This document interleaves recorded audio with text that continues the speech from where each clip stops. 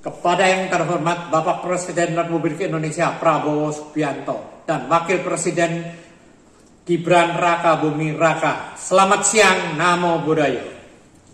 Perkenalkan, nama saya Salim Sugiarto, umur 74 tahun, bertempat tinggal di Rangkas Bitung. Kasus yang menimpa saya terjadi pada tahun 2022. Awalnya saya membeli sebidang tanah dengan alas hak berupa girik C207 Persil 165B S2 atas nama Kerry bin Sarkam pada tanggal 7 Agustus 1979. Dan saya kuasain serta saya tanamin kurang lebih 1000 pohon. Tanah tersebut terletak di Kelurahan Kapuk Kamal Muara, Kecamatan Penjaringan, Jakarta Utara. Seluas kurang lebih 9.320 meter persegi. Sampai tahun 2021 tidak ada pihak lain yang mengklaim atas kepemilikan tanah saya tersebut. Tiba-tiba sekitar bulan Juli 2022 ada pihak yang mengakui tanah saya dengan membawa sertifikat. Saya permisi ingin melihat sertifikatnya, tapi langsung marah-marah. Ngapain lihat-lihat? Karena mereka membawa banyak orang, tentara, polisi, dan satpam. Saya tidak bisa berbuat apa-apa. Dan mereka memaksa untuk mengosongkan tanah dan mengusir saya secara paksa. Mereka merusak dan merobohkan tanaman dan pohon saya, memakai alat-alat berat bulldozer. Kemudian saya laporkan kejadian tersebut ke kantor polisi dengan nomor laporan polisi nomor LP B997 2022 SPKT Sektor Penjaringan Resto Jakarta Utara Pak PMG tanggal 10 Juli 2022. Namun laporan saya dihentikan. Setelah saya diusir secara paksa, di lokasi tersebut dibangun bedeng dan plang oleh pihak yang membawa aparat keamanan tersebut. Karena saya merasa tidak mendapatkan perlindungan hukum dan keadilan dari pihak yang berwenang, secara spontan dan emosi saya merusak bedeng tersebut. Pengerusakan bedeng terjadi 2 kali dan pelang 1 kali dengan kurun waktu berdekatan di satu lokasi yang sama, bedeng yang sama, ukuran kira-kira 6 meter kali 6 meter. Saya melaporkan pengerusakan tanaman dan pohon, namun tidak dilanjutkan proses hukumnya. Namun pihak yang membangun bedeng di atas tanah saya melaporkan saya ke Polres Jakarta Utara. Dengan cepat sekali ditanggapi laporan tersebut dengan laporan polisi. 1. Laporan polisi nomor 781 tahun 2022 dilaporkan atas kejadian tanggal 18 September 2022. Dilaporkan di Jatarnas. 2. Laporan polisi nomor 867 tahun 2022 dengan laporan atas kejadian tanggal 23 September 2022 dan 8 Oktober 2022 dilaporkan di Harda. 3. Laporan polisi nomor 875 tahun 2022 dengan laporan atas kejadian tanggal 23 September 2022 dilaporkan di Kamnek. Jadi tanggal 23 September 2022 dilaporkan 2 kali di Harda dan di Kamnek. Dari laporan polisi tersebut saya sudah menjalani vonis 7 bulan tahun 2023.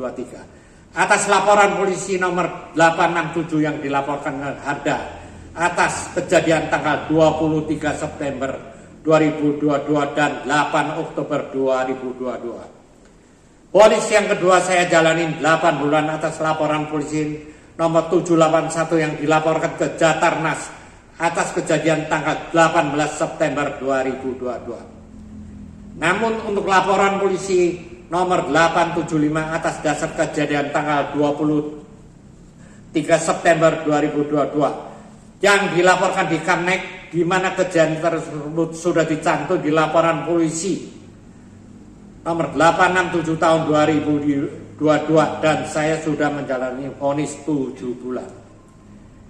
Hasilnya pengadilan Jakarta Utara memutuskan bebas karena medis in idem. yang dimana laporan polisi nomor 875 dengan laporan perkara 362 didasari kejadian tanggal 23 September 2022 dan tanggal kejadian tersebut sudah dicantum dilaporkan polisi nomor 867 dengan laporan perkara 69 PID B 2023 PN Jakarta Utara.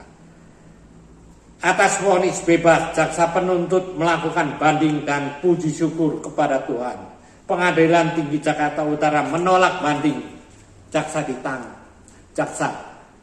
3 Maret 2026 saya mendapatkan informasi tolak kasasi PU melalui website Sistem Informasi Penelusuran Perkara dengan tanggal putusan kasasi 19 Februari 2026. Perlu diketahui semua warga negara Indonesia dapat membuka website tersebut dan mengetahui informasi yang tercantum di dalam SIPP, Sistem Informasi Penelusuran Perkara.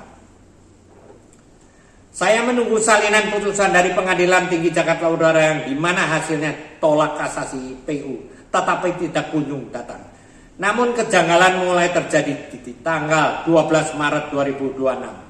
Saya mendapatkan informasi kembali melalui website SIPP. Hasil putusan Mahkamah Agung berubah yang awalnya tanggal putusan kasasi 19 Februari 2026 hari Kamis dengan hasil tolak kasasi PU berubah menjadi tanggal putusan kasasi 18 Februari 2026 hari Rabu. Kasasi diterima, banding jaksa diterima. Yang artinya antara tanggal 3 Maret 2026 sampai 12 Maret 2026 terjadi perubahan putusan Mahkamah Agung. Saya adalah masyarakat biasa, saya tidak paham dan bingung bagaimana mungkin Mahkamah Agung menjatuhkan putusan sebanyak 2 kali dengan keputusan yang berbeda. Hal ini menjadi pertanyaan besar bagi saya dan keluarga. Ada apa dengan Mahkamah Agung?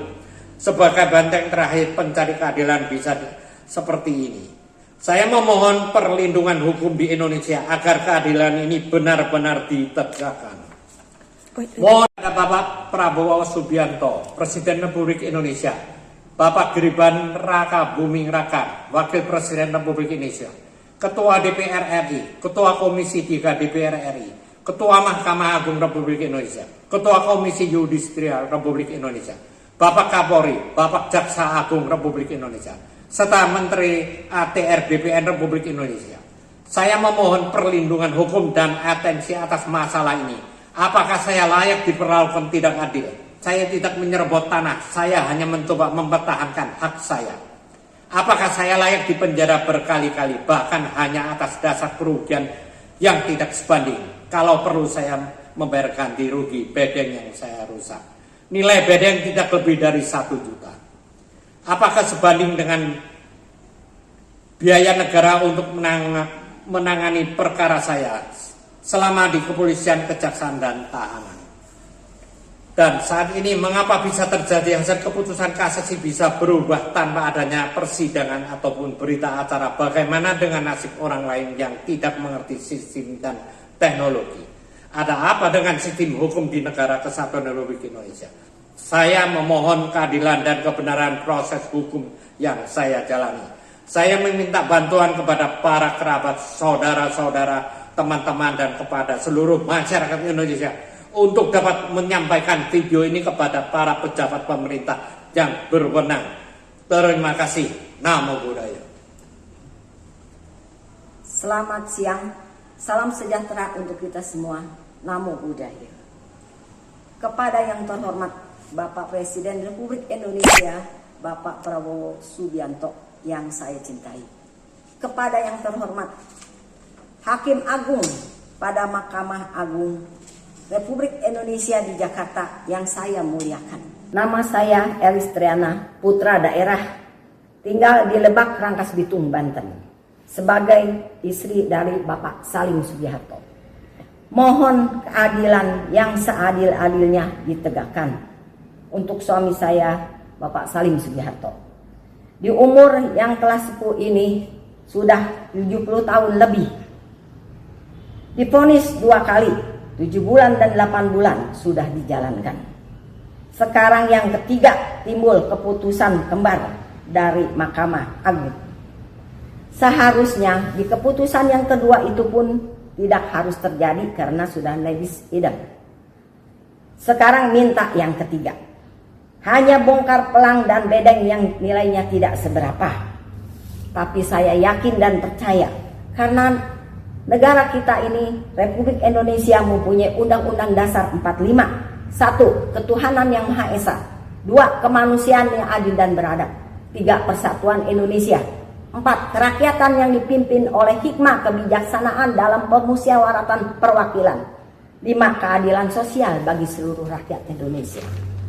Dan saya memohon untuk para pejabat lainnya agar menunaikan tugas sesuai dengan sumpah janjinya, agar negara Republik Indonesia ini menjadi adil, makmur, sejahtera. Cukup sekian, terima kasih. Selamat siang. Namo Buddhaya.